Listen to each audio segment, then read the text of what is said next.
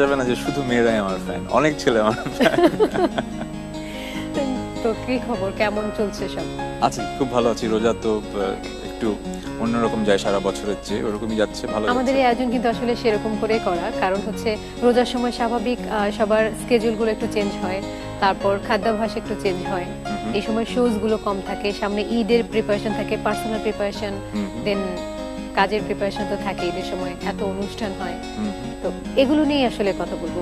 রোজার সময়ের কি অবস্থা এখন, কেমন লাগে? কাজ ডিফারেন্ট হয়, কারণ রোজাতে তো আমাদের কনসার্টস হয় না, সো রাতের ওই কাজগুলো নেই, রেকর্ডিংসও কম থাকে। সো যেটা হয় যে একটু লেইড ব্যাক সময় কাটে, নিজেকে একটু বেশি সময় দিতে পারি, পরিবারকে পারি, সো ওইটা ভালো লাগে।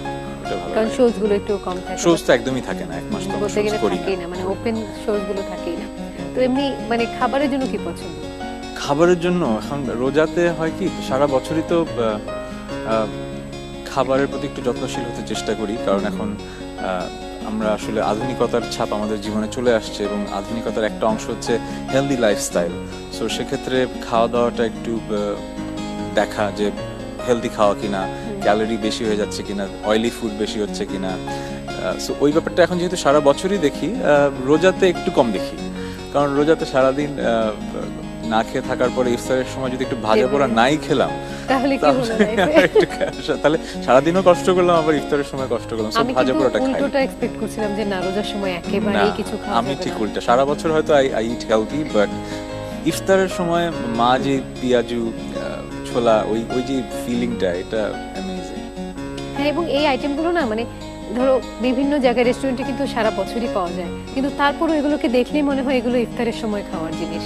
মানে পেঁয়াজু ছোলা এগুলো একদম ইফতারের জন্যই বরাদ্দ, এরকম ভাবে মনে হয়।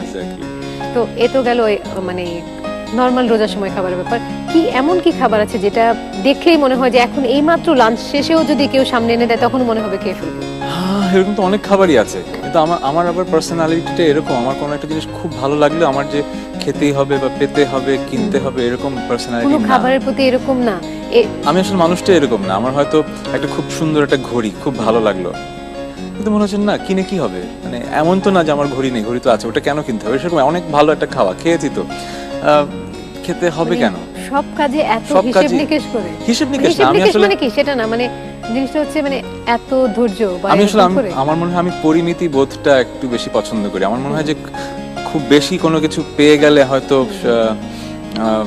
মজাটার থাকে না। ওই যে একটা ভালো জিনিস ইচ্ছে করছে অতটুকু পর্যন্তই ভালো, এরপরে আর মনে হয় যে সবকিছু পেয়ে গেলে আমি তো জীবনে আমি I am a very lucky person বলবো। আমি জীবনে অনেক কিছু পেয়েছি, পাওয়ার পরে আমার মনে হয়েছে যে মানে পাওয়ার যতটুকু প্রাপ্তি, তার চেয়ে একটা জিনিস চাওয়া, খুব সুন্দর করে চাওয়ার মাঝেও কিন্তু অনেক অনেক আনন্দ আছে।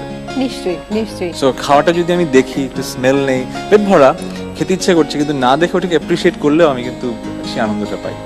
কিন্তু আমার আবার যেটা মনে হয় যে আমার সামনে যদি আমার পছন্দের খাবার থাকে, আমি তখন ওটা চিন্তা করি না যে ওটা খেলে ক্ষতি হবে না কি হবে, ওটা না, আমি আগে খাই।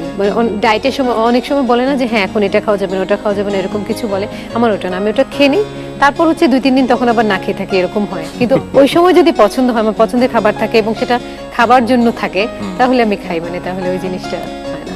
পছন্দ তো এখন আসলে ছোটবেলায় মানুষ যেটা পছন্দ সেটাই করে, আস্তে আস্তে বড় হয়, ম্যাচিউরড হয়, বোঝে যে পছন্দের চেয়েও ডিসিশনটা ইম্পর্টেন্ট, যে which is right for me.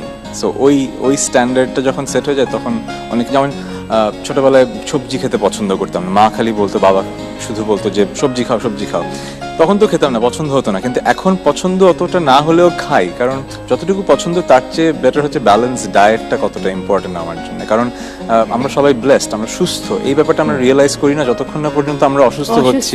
তো আমার এই বয়সে, আমরা তো দুজনই একই রকম বয়সী, তো আমরা তো অসুস্থ হয়ে আমরা এই নলেজটা আমাদের আছে যে না, এই যে আমি এখন সুস্থ, এটা একটা blessing. So I have to celebrate that by eating good food. That's true, কিন্তু তারপরেও কোনো খাবার মানে পছন্দের তালিকায় কিছু নেই যেটা পছন্দের তালিকায়? যেরকম আমি বিয়ে বাড়ির কাচ্চি বিরিয়ানি আমার খুব ভালো লাগে। অন্য কোথাও যদি কাচ্চি বিরিয়ানি কিনেও খাই, ওই মজাটা কেন যেন পাই না, মানে সামহাউ দাওয়াতে ওই মজাটা পাই না। তারপরে এটা হচ্ছে আনহেলদি ফুডের একটা নিদর্শন দিলাম। আর হেলদি ফুডের যদি বলি, তাহলে স্যালাডস খুব পছন্দ করি।